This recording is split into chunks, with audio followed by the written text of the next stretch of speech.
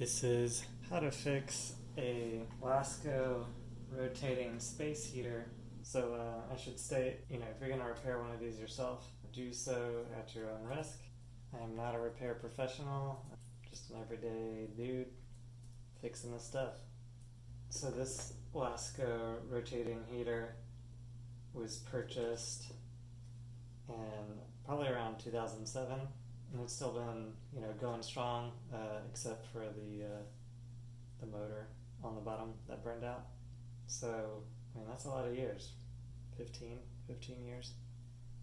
So it did a good job. Good job, Lasko. So as you can see, I've already taken off the bottom of this thing, just using a regular Phillips screwdriver to take off the bottom. Then, as I looked in here, this motor was sitting pretty in here, like so. And I went ahead and tested the button on top before I started this video, which honestly was a lot of work.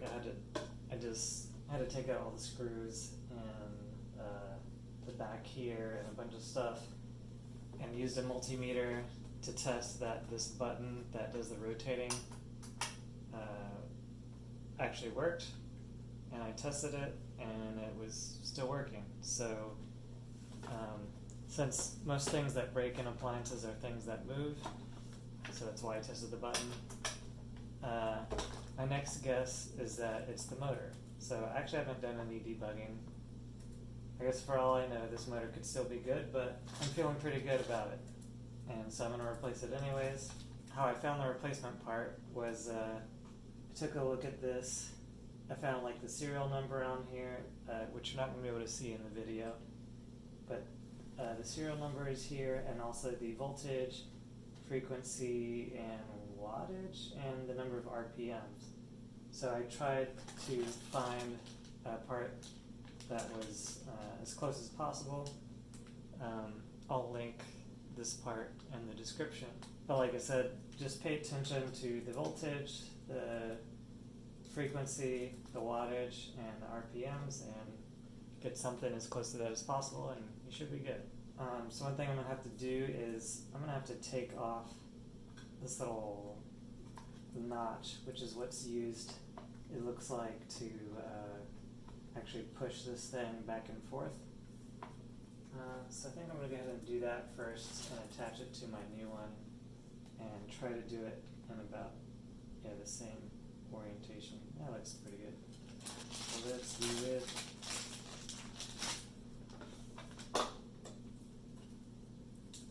Just using a Phillips screwdriver here. There we go. It's all slippery. It's like covered in grease.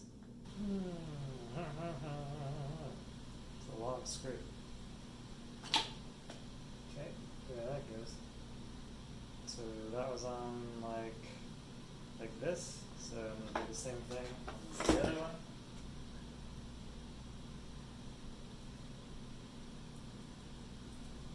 So I got my holes lined up in this thing, and I'm just going to screw it on.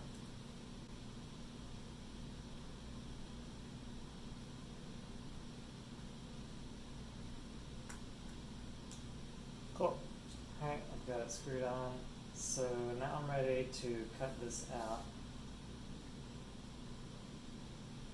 And, I don't want to have to redo the wires going up in here. So I'm going to probably cut it as close as I can to the top here, because I doubt I can reuse this motor, because I'm assuming that's what's broken. So I'm probably going to cut it somewhere up here, and I don't know, I'll leave a little bit of slack in case maybe I'm wrong. Here's my nifty wire cutters. Right here. Sure.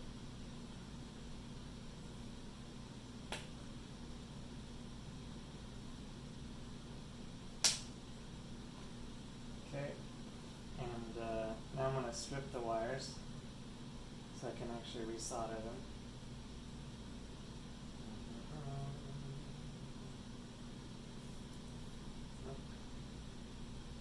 find the right size. It's cut stranded, so this is a 14, it looks like. And some pliers, actually.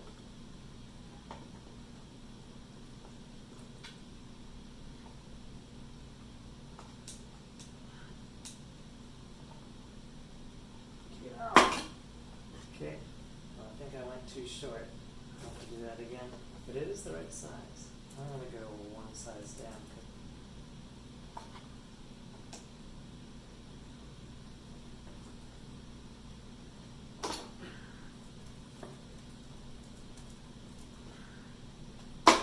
This is really too much wire to be jostling around in here.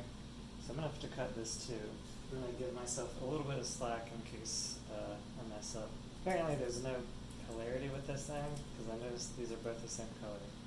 I'm just going to kind of twist the end here because I'm kind of afraid.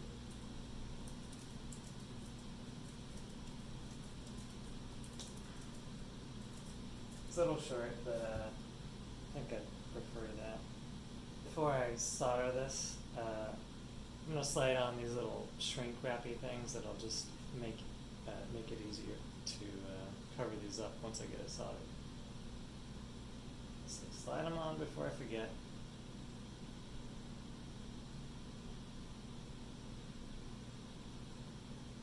We're about ready to solder. So I'm going to get my nifty soldering iron ready. I'll put a link to this in the description in case you're interested in what I'm using. But it heats up really fast, which is nice. So here we go.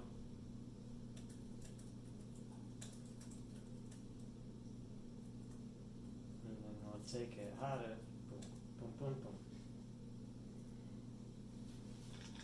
So now it's hot, or the tip is at least. And I have my solder. And what I'm going to do is, first I like to tin the tips of these with some solder first before I really get in there.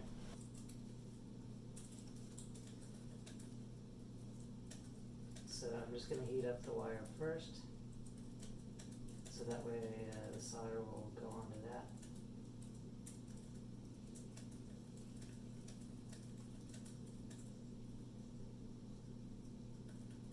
There we go. Now this one, oh, my head's probably in the way. Heat up the wire first. Don't breathe this in.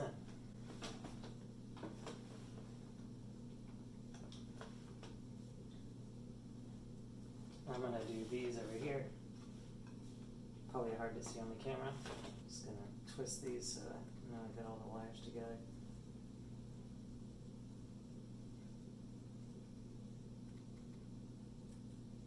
Heating the wire first. That's probably good. Yeah.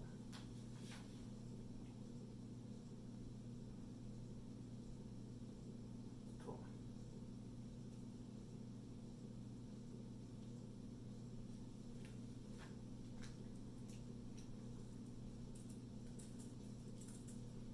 Now I just need to attach them together, and see, I don't want them to be tangled.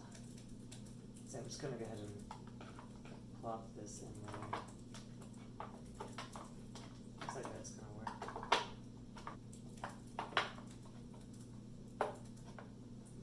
Cool. So now let's solder this one to that one. I already have a little bit of solder on my iron. Shouldn't take too long.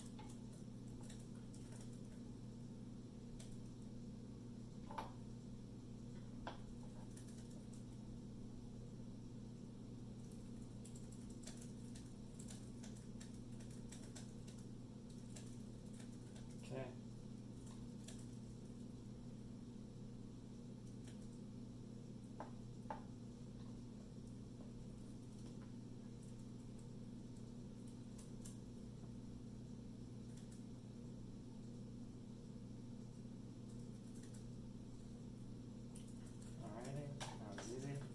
And that's why you tin them, because it's just way easier to do. So I'm done with that. I'm going to turn my soldering iron off and try not to burn myself with it. Oh, although I need it for the shrink wrap. Well, it's probably still hot enough. Let's see if I can.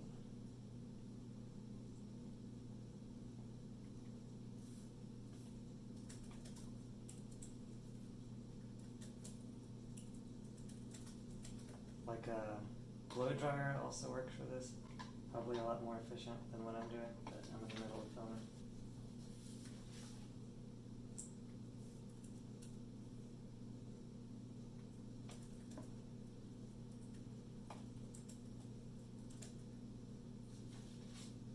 Blow dryer is much better.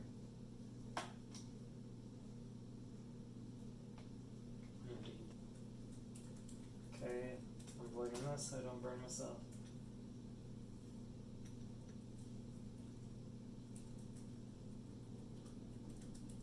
Just checking that this isn't going to slip. Cool. Alright, so that's in. Now to position the motor, I have to like position this in the right position. So it's like I need to get this in there.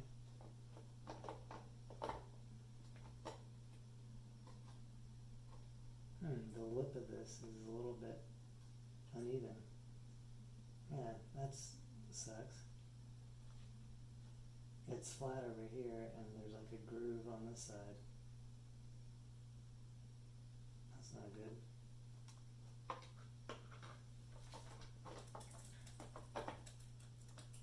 For construction quality, I feel. I'm just trying to get it lined up.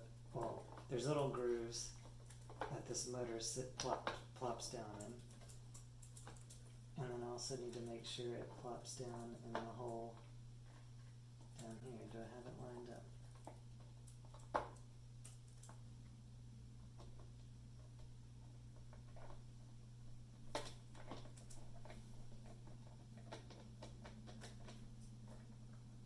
And it's looking like I might have lost one of the screws. I'm screwed! Okay. I found the missing screw, so I'm going to continue screwing myself. Okay, the motor is in. Alright, well, let's see if this actually works. If not, I don't know what to tell you. Okay. So the heater and the fan's working, that's a good sign. It didn't break anything. Now the test of time. Oh, it totally works. It's popping like crazy, but it works. Oh, it's not in there? You can barely see, you can't see the base. Alright. Okay, so I've turned it on, and yeah, it looks like it was the motor because it's now spinning and working. It's making some popping noises, which I imagine is because maybe the little notch is not in there properly. Hopefully this isn't going to break it. But I'm going to get back in there and try to readjust it, and we'll see what happens. So I've identified the problem with why it's popping when it moves. So if you look at the motor here, this little stem is a little bit too tall for this. On the original one, it was pretty much flush with the doohickey. So you know, maybe when you're looking for parts, maybe you can find one. I don't know if they have this measurement. So I didn't even see a measurement for how long this axle was and where the hole was positioned on it. But I do have a solution for myself. I think in my case, I'm actually just going to melt the plastic probably using a crappy old soldering iron of mine. That way, or actually I could shave it out with some sort of like razor or something like that. But yeah, so I'm gonna cut out grooves so that way this silver metal thing is able to slide back and forth without hitting the plastic. So wish me luck. Oops, that's not a picture.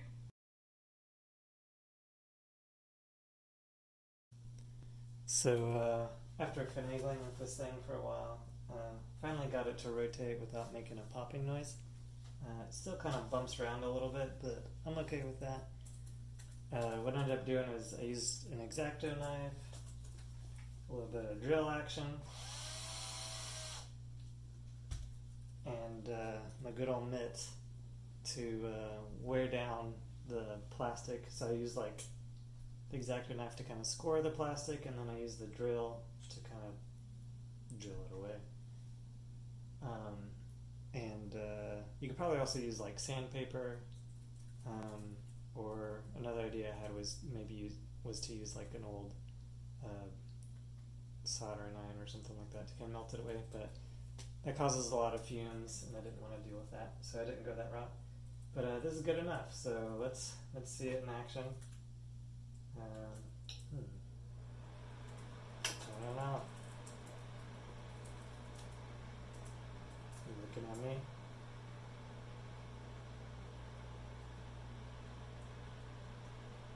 That's pretty smooth, actually. I think, I've kind of worn it away a bunch, and I scored it before I put it back together, so that way if it wears, hopefully just by the act of moving back and forth a bunch of times, it'll wear the plastic away. I'm pretty happy. That does it for me. So, if you're repairing one of these yourself, wish you good luck, and have fun fixing this thing.